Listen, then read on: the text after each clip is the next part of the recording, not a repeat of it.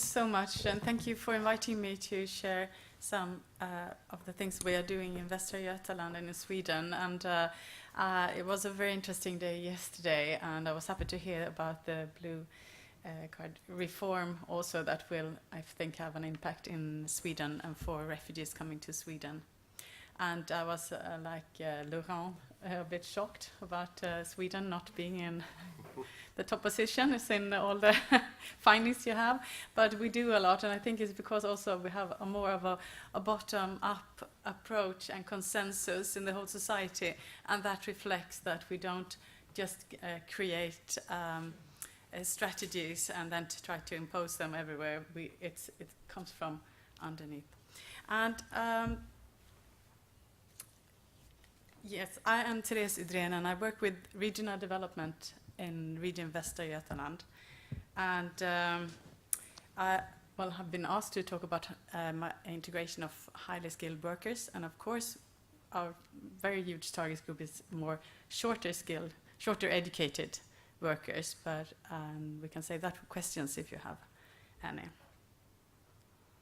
Region Västra Götaland in the western part of Sweden is governed by democratically elected politicians. And we are responsible for coordinating and implementing the regional development and growth strategy. And the region is also responsible for healthcare, public transportation, infrastructure planning, and a lot of other things. And we have hospitals, primary care units, and also some folk high schools and agricultural colleges. And as you can see, it's almost 20% of the Swedish population living in this part. And we have 49 municipalities, and we are the biggest employer in Sweden with over 53,000 employees, mainly in the hospitals and primary care units. We also produce a lot of statistics and analysis, and we fund projects.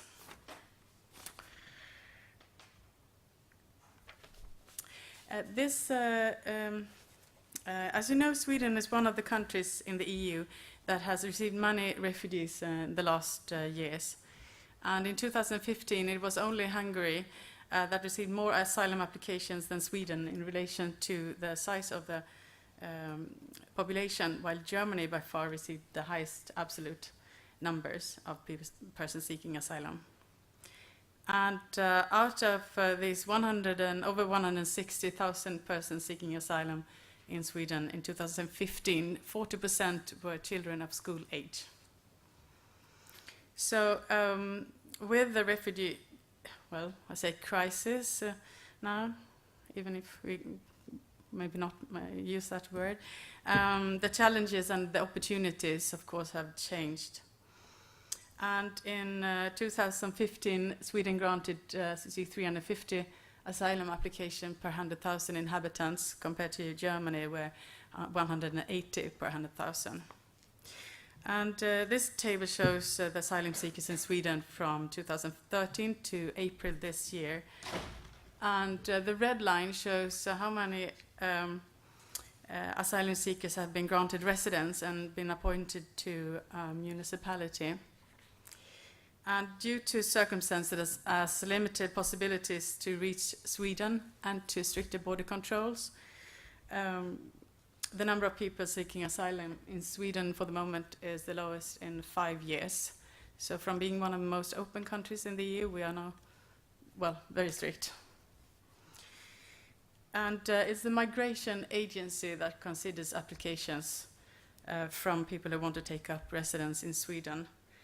And during the waiting time for a decision, they provide housing and food.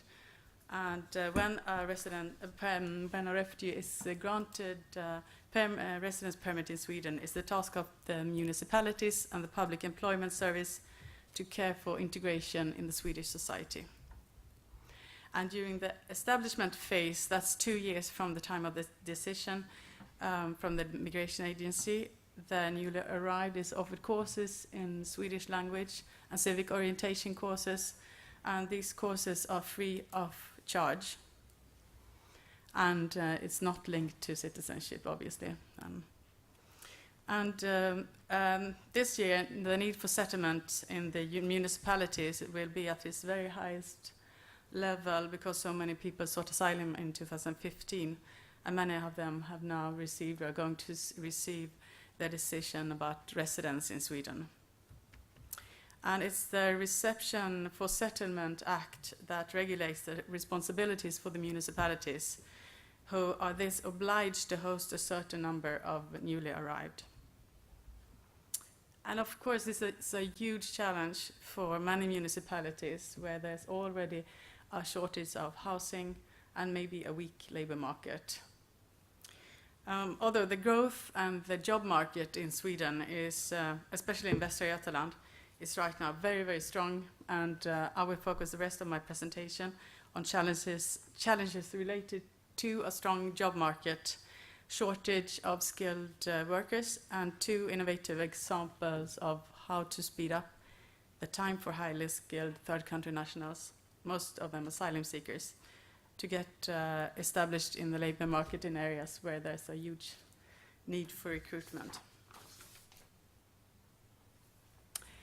This is the population forecast for Sweden from 2014 to 2030. And this shows that a Swedish-born person in active age will be fewer. And the part of the population aged 80 plus will be increased by a lot of persons. So this means that the labor force will only increase by foreign-born individuals.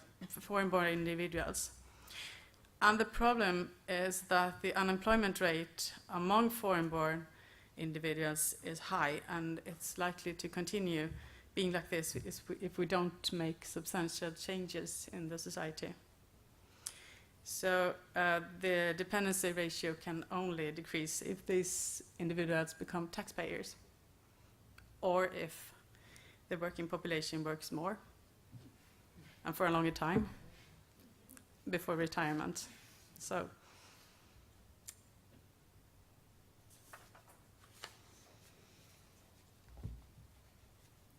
this shows the recruitment need in the region. And as a provider of healthcare, medical care and dental care, we have a yearly estimated within the budget frame. This is not a need from the population, but we need to recruit about 500 doctors and 1,000 nurses and midwives and dentists as well, but they're not here. And more than 8,000 teachers will be needed in schools around Västra Götaland. So, and well, the growth is very strong in Sweden, in Västra Götaland, and there will be a huge competence gap in many sectors, but I will focus on healthcare and education as I start talking about. So with all these newly arrived, we must have a fair chance to make this work out, right?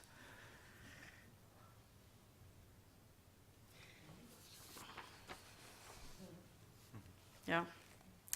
This picture shows how we used to handle the process of integration before the so-called, well, refugee crisis. Now sent it to the second time, but well, now in Sweden the situation has changed so much with the stop of the inflow. The waiting time could be very, very long. First, we have a waiting time for decision, 1 to 2 years, and then Swedish introduction, and then complementary education. You have to wait. And after 6 to 9 years, actually there was an article in The Economist last week that pointed out that after 9 years only 50% are employed. Does come here. So, and according to a recently published report by the National Board of Health and Welfare in Sweden, the average time before a third country national doctor can start working as a doctor is 7 years. So if you're a specialist, you can imagine that the competence might, well, it's difficult. But we are doing, I hope, better now. This with new perspectives of how to handle integration, and especially we have developed fast tracks for validation, and also specialized language training combined with work, as Laurent mentioned earlier. And because it's not very efficient to have a doctors and engineer in the same language classes as analphabets. It takes a long time. And also there are many different authorities involved in the integration system. It's from the migration agency to the county administrative board, the municipalities and the public employment service, and the universities and the region. And the cooperation between all these authorities have really increased the last years as a response to the huge inflow of refugees. A few words just about the Fast Track initiative in Sweden.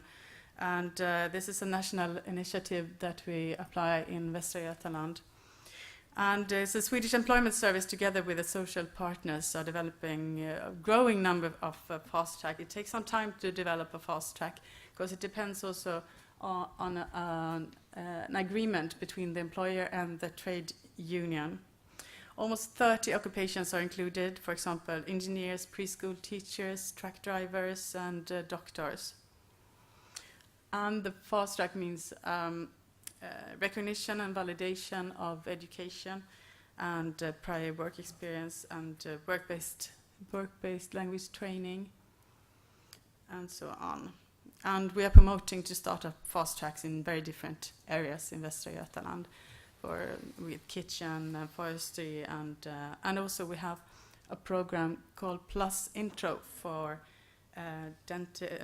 doctors and nurses, and this will be my first example. So in cooperation with the Public Employment Agency and Region Västra Götaland's folk high schools, folk high school is a form of liberal adult education. So they don't have to follow the national curricula for education. They can be more creative in the way that they organize their courses. And we have 7 of these schools. We started a program as a pilot in 2014 with refugees, asylum seekers, and with 45 participants. And it was with a purpose to offer language training at an early stage with a focus on work in the healthcare sector. And this program prepared them with the level C1 language level. And now, after until this year, we have 150 participants now in 2 years. So it's a very promising initiative program. There was 15 participants in each group, and they all started off from different language levels. So they had language tuition and combined them with workplace training, and also courses about the Swedish welfare system and so on.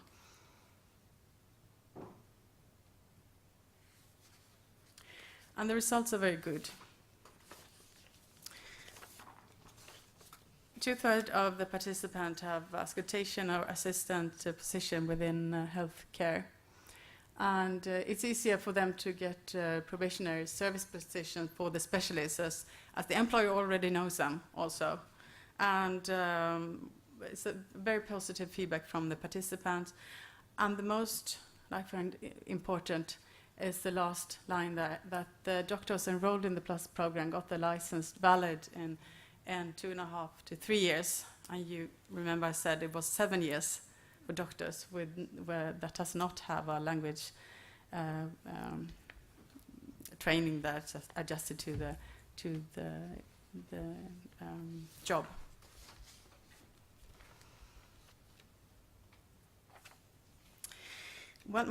My last example is an example of a fast track into the labor market that have been initiated by a voluntary organization of refugees together with a municipality and a university and the authorities in Västra Götaland. And this refugee organization is called Support Group Network and was initiated by Syrian refugees in Sweden's largest asylum camp in 2014. And there is also a film in English on YouTube about explaining the concept. I don't have the link here, but you can find it.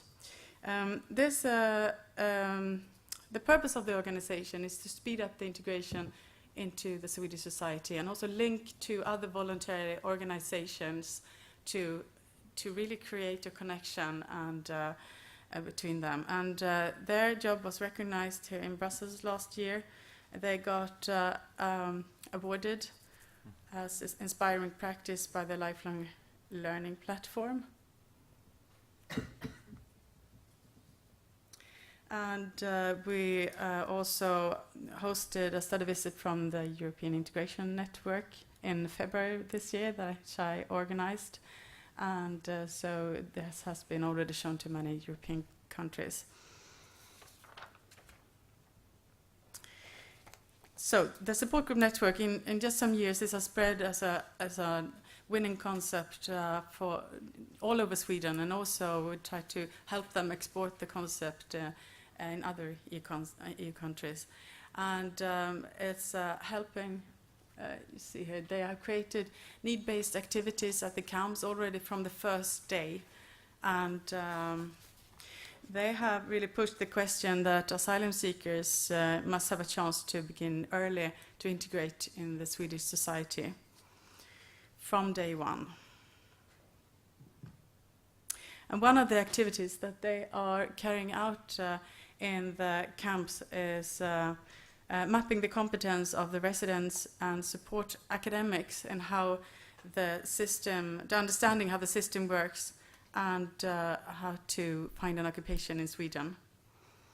And one of the clubs, all the clubs and groups that they have started is the academic group that focus mainly on 3 sectors, is the medical, engineering and teachers. And in the area of Fyrbodal, the northern part of Västra Götaland, they identified 80 doctors, and 40 of them got enrolled later in the Plus Intro program. So they have really helped us carrying out the initiatives by being the direct link to the refugees that they know. And let's see here. When looking at the possibilities for teachers to be able to work as assisting teachers, they identified a problem which at first glance seemed very hard to overcome. To be able to work as an assisting teacher in Sweden, you need to provide a proof from the Swedish police registers that you are not in the criminal records. And if you're an asylum seeker and you don't have the Swedish identification number, of course you can't be found in the police records. So the municipalities, and also especially in this municipality of Vänersborg, close to this biggest asylum seekers accommodation, there is really a shortage of of teachers. And but they found a way to come around this. So the solution to this problem, it was to treat the asylum seekers as tourists who had lost their passport. The police could then do a search in international databases. And with this proof, it was possible for the municipality to open the door for them to become assisting teachers. And for the first time, this procedure took 3 months, and now it only takes 2 weeks, and the concept has spread all over Sweden and has been recognized also by the Swedish Association of Local Authorities and Region to be a good example on how to work. And for the schools receiving these assisting teachers, it has been really fantastic, because they have many Arabic-speaking children, and for assisting teachers that can communicate in their language, it's great. So I will stop there, and we have a lot of other examples if you're interested. So thank you.